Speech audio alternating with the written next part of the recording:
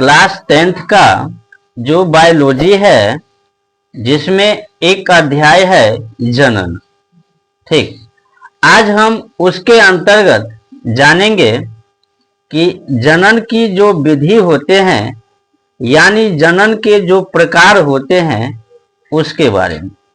ठीक, तो एक एक करके हम जानते हैं कि जनन में जो है दो प्रकार के होते हैं, लैंगिक और अलैंगिक।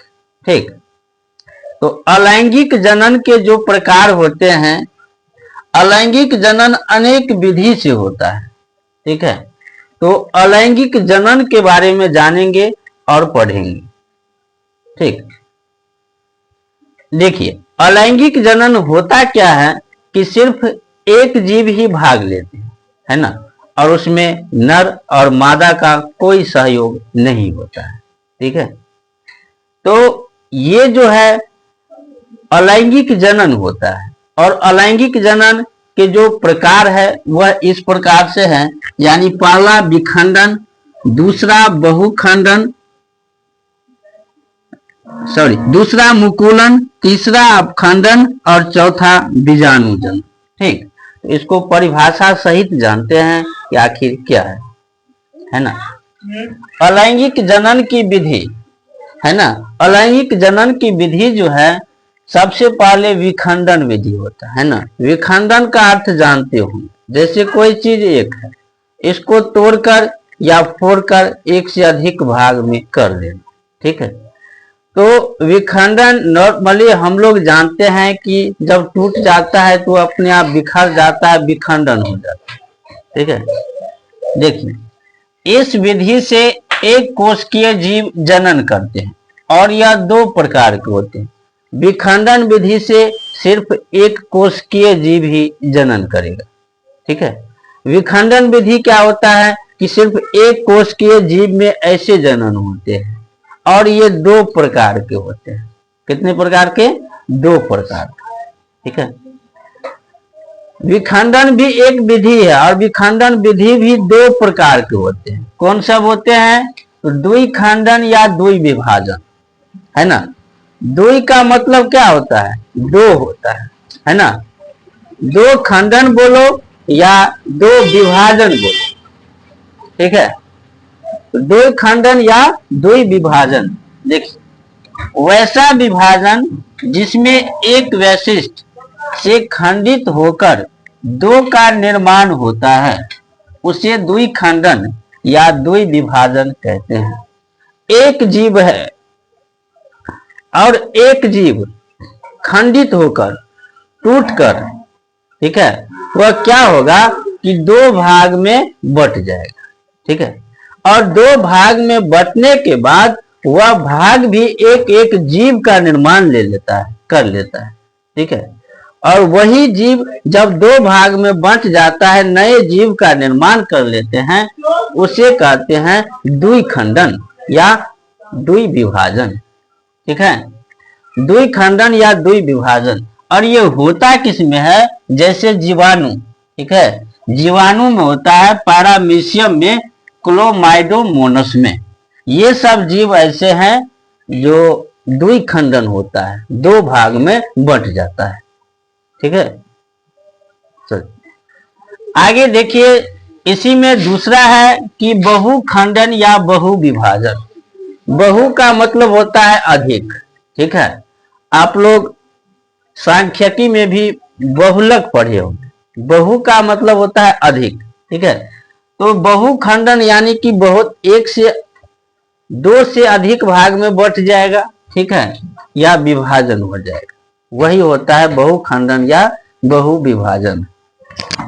ठीक, वैसा विभाजन जिसके द्वारा एक वैशिष्ट से खंडित होकर अनेक का निर्माण होता है। इसमें मात्र दो भाग में बटेगा, लेकिन ये बहुखंडन या बहुविभाजन में अनेक भाग में बट जाएंगे। ठीक है, और कई भाग हो जाएंगे और फिर वह कई भाग, अनेक भाग जीव का, वो एक नए नए जो है जीव बन जाते हैं। ठीक है, और ये जो विधि कहलाता है वह बहुखंडन या बहुविभाजन कहलाता है। ठीक है, बहुखंडन या बहुविभाजन कहते हैं। अब बहुखंडन या बहुविभाजन होता किसमें है?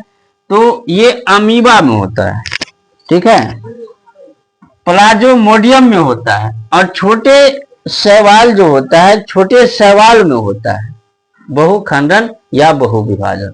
ठीक, तो यह थे अलैंगिक जनन के पहला विधि विखंडन, जो 2 प्रकार से था। अब दूसरा विधि है मुकुलन, है ना। मुकुलन विधि क्या है? मुकुलन विधि क्या है? देखिए, यह एक प्रकार का अलैंगिक जनन है। जब इसका भाग है तो वो अलैंगिक जनन के ही अंतर्गत आएंगे, ठीक है।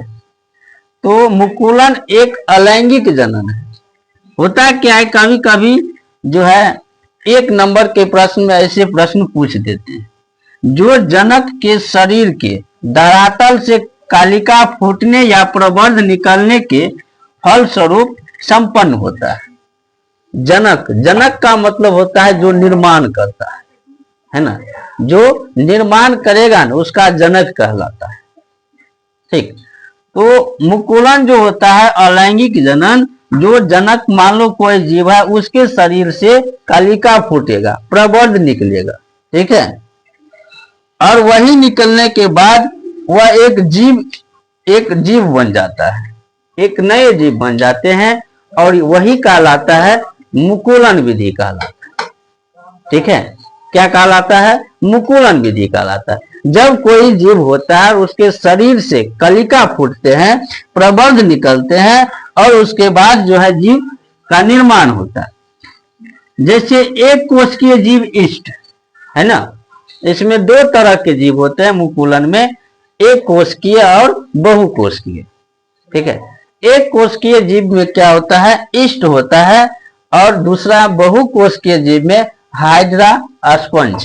ठीक है, यह जीव है जो मुकुलन के द्वारा जनन करते हैं। ठीक है, चलिए आगे देखिए। तीसरा है अपखंडन या पुनर्जनन। अपखंडन है ना, या पुनर्जनन, ये जो यहाँ खंडन देखे हैं विखंडन, ठीक है, तो उसी प्रकार यहाँ पे अपखंडन है या पुनर्जनन है। ये अपने आप होता है, जो भी जीव है उसमें अपने आप अपखंडन हो जाएगा या पुनर्जनन हो जाएगा, यानी दोबारा से जनन हो जाएगा। देखो, ऐसे जनन जिसमें जीवों का शरीर किसी कारण से, जो जीव है ना, जो जीव है उसका शरीर कोई भी कारण से, कारण 2 होगा, या तो प्राकृतिक होगा या कृत्रिम होगा, है ना। प्राकृतिक या कृत्रिम किसी भी कारण से जीव जो होता है 2 या अधिक टुकड़ों में खंडित हो जाता है, चाहे 2 भाग में बंट जाए या अधिक भाग में बंट जाए। अब खंडन क्या होता है पुनर्जनन में, कि जब कोई जीव है या तो प्राकृतिक हो या कृत्रिम हो, कोई भी तरीके से या 2 भाग में बटे या अनेक भाग में बट जाए। ठीक है, उसके बाद क्या होता है कि प्रत्येक खंड विकास करके नए जीव का निर्माण कर लेते हैं। जो भी खंड हुआ है वह खंड बर्बाद नहीं जाएगा, है ना, व्यर्थ नहीं जाएगा। वह क्या होगा कि एक एक खंड जो है एक एक जीव का निर्माण कर लेता है। ठीक है, और वह एक एक जीव का निर्माण करने के बाद जो है ये अपखंडन या पुनर्जनन विधि से जनन करेगा। जैसे देखो, इसमें क्या होता है, एस्पायरोगायरा होते हैं। ठीक है, एक जीव है एस्पायरोगायरा, ये अपखंडन विधि से जनन करते हैं। साथ ही प्लेनेरिया है ना, यह दोनों जीव है जो ये अपखंडन या पुनर्जनन की विधि से जनन करते हैं, है ना। चलिए, सबसे लास्ट है चौथा बीजाणु जनन। बीजाणु जनन का मतलब जानते हैं, बीज से जो उत्पन्न होता है। देखो, यह एक अलैंगिक जनन है। जब ये सब इसमें अलैंगिक जनन के बारे में लिखा है, तो जो भी जनन होगा अलैंगिक जनन ही होगा। ठीक है, जिसमें सूक्ष्म थैली जैसी बीजाणु धानिया का निर्माण होता है, जो भी जीव है उसमें क्या होगा, सूक्ष्म थैली जैसे बीजाणु धानिया का निर्माण होता है ना, बीजाणु जैसे जो है निर्माण होता है और नए जीव का निर्माण करता है। और वो जो बीजाणु धानिया होता है उसके साथ एक नए जीव का निर्माण होता है ना। चलिए, जैसे जीवाणु, शैवाल, कवक, जीवाणु, शैवाल और कवक जो होते हैं इसके अंतर्गत आते हैं। तो यह थे अलैंगिक जनन के प्रकार। ठीक, विखंडन, मुकुलन, अपखंडन और बीजाणु जनन। Can anybody out there hear me?